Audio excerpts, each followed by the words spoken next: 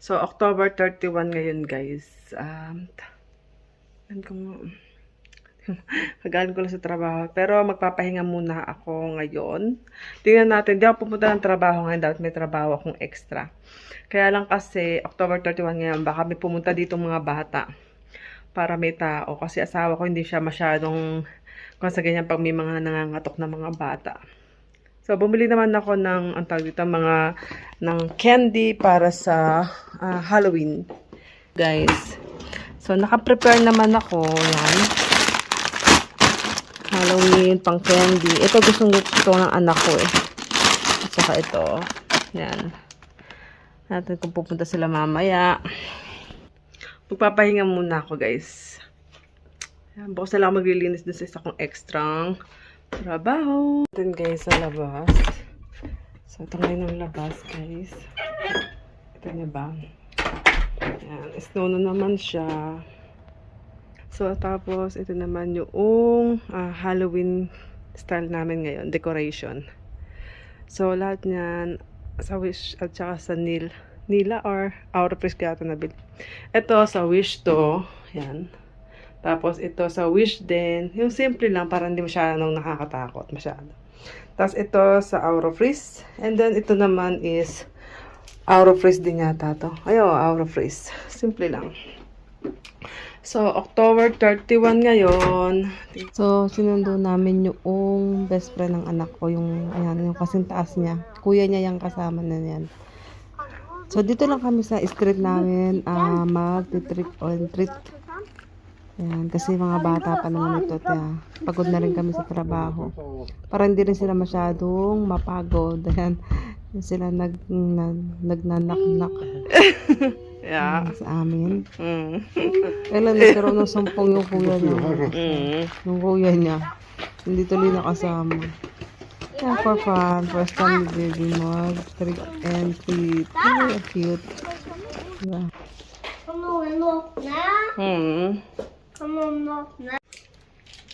Kan jag pröva nu då? Ja. Imorgon ska gå till Petra, spisa lite godteri, okej? Bara 3, ha? Ikil misi. Och socker. Ja.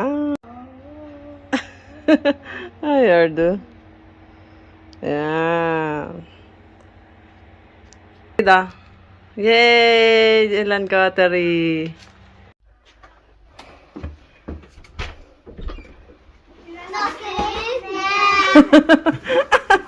Masigo. Halo. Yeah, so tapos na yung Halloween and hindi ko expected na mas maraming batang pupunta kasi sa 2 years na 2 years ba to 2018 kasi kaming nakalipat dito sa bahay. And then last year may pumunta pero 3 bata lang. Then last year ilang bata ba yun? Siguro 4 pero magkahiwalay na grupo. So, tigda 2. Ngayon, ang dami. Hanggang alas 8. May nangangatok. Tapos, grupo-grupo pa. Halos naubusan kami ng ibibigay na candy. Yan. So, pinag-isa-isa na lang namin kasi nag-iiwan lang kami ng candy sa labas ba. Tapos, sila na bahalang kumuha. Hindi namin expected na mas maraming bata ngayon na mangangatok. Ganun. So, enjoy siya. And then, first time din ni baby na mag-trick and treat. Ayan. Kahit na kasi mas maaga silang umalis. And dito lang naman sa street namin kasi nga maliit pa sila. Ganyan, para hindi rin masyadong mapagod. So, mga 30 minutes lang o 1 hour yata kaming naglakad-lakad. Ayan, tapos, hindi muna namin siya binigyan. Isang candy lang yung binigay namin kasi nga gabi na baka kasi mahirapan siyang matulog. So, ayan. So, iba ngayon. So, siguro kailangan kong mag-prepare next year. Siguro, mas bibili pa ako ng candy. Yan. Alam nyo ba, dati, noong boyfriend, girlfriend ba kami, o first year yata namin, kalilipat ko lang sa place ng asawa ko. Ikukwento ko lang ng slightly. Alam nyo ba na, ano tawag dito, 2013 yata, dun sa place niya. Bumili ako ng mga candy para sa mga bata. Kasi gusto ko kasing experience baka ako may mangatok, ganyan. So, may nangatok nga. Alam mo ba ginawa ng asawa ko? Pinatay niya ang mga kwan. Sabagay, wala pa naman kami noon, hindi pa kami nakakaluwag-luwag. Pinatay niya yung mga ilaw, tapos nagpadlock siya ng, ano tawag dito, ng apartment. Sa basement lang kami dati nakatira. Wala, nakon ko lang. Naalala ko lang. Tapos ngayon, syempre may anak na kami. Sabi kong ganyan, kailangan mag-prepare tayo kasi nakakahiya na, syempre mga ngatok. May mga kapitbahay kami, mga bata. Paano ka kung gawin yan sa anak natin, di ba? So, doon, okay lang kasi wala pa kaming wala pa kaming anak noon. Tapos, apartment lang naman kami. Yan, nag-iwan pa ng letter yung mga bata doon sa dati namin tinitirhan na wag mga tok dito, hindi sila nagbibigay ng candy. Pero dati naman kasi talagang hindi mahilig sa bata yung anak ko. So, ngayon na lang, syempre, iba na kasi pag may anak na. So, hindi ko rin siya masisisi kasi baka iba yung kinalakihan niya, ganyan. Ayan. Pero ang pagkakatanda ko noong first year o second year namin, talagang napapansin ko sa akin, hindi siya ganun kahilig sa bata.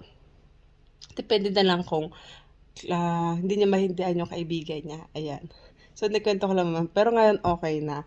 Mas na-enjoy na namin. At saka, mas maganda na kasi yung economy na namin compare dati na talagang parang wala, ganun. So, ngayon lang kami nakakaluwag-luwag. Or nakakaluwag na kami, actually. So, yun, i-share ko lang. And then, guys, yun, nagkwento ko lang naman din. Dati kasi nakausap ko rin yung katrabaho ko dito na about sa pangatok, pag Halloween, ayaw din nila, yung iba ayaw nilang kinakatok. Sabi pa nga niya, bawal daw yun kasi naiistorbo daw, ganyan. Pero yung iba, okay lang. Siguro pag may pamilya, kasi yung napagtanong ako na yun, wala siyang anak. So minsan nagkuka na lang, saseta na lang sila ng party sa school, ganyan. Tapos doon yung mga bata, para hindi nangangatok isa-isa sa mga bahay. And then, siguro, depende na rin kasi, pasalamat ako na mabait yung mga kapitbahay namin. Itong street, yung whole street na to, mababait sila. So, magandang yung samahan namin dito sa street na to. Ayan. Since na ilan lang naman yung bata dito, 4 yata, ayan, o 6, ganun. Tapos kasi yung ibang nangatok, taga ibang street na yun. Ayan. So, naikwento ko lang naman, guys. Iba-iba din ang mga ugali ng tao dito. Pero, thankful na lang ako na halos walang pakialaman o kaya meron din naman pakialaman siguro. Meron din naman na pakialaman dito. So, depende na lang kung papasinin mo. Pero, hindi siya worst ng kagaya. Magkaiba style ng sa Pilipinas. Ayun. So, I'm thankful na kahit pa paano maayos tong mga kapitbahay namin dito. Halos lahat kasundo namin. At saka, dito mapapagod ka ng hi, hello. Halimbawa, nakatambay ka sa labas. Yan, talagang kukanin ka nila yung, hello, Yulia. O, Yulia kasi pangalan ko dito. O, Julie, ganyan. Yan, pero madalas Yulia ang tawag nila sa akin. Yulia, ganun. Yulia. Ganun, parang sounds like Julia. Yun. So, yeah, maganda naman ang Halloween for this year, guys. So, edit ko na to para ma-upload ko na kasi napupuno na yung phone ko ba. So, yun lang, guys. Thank you for watching.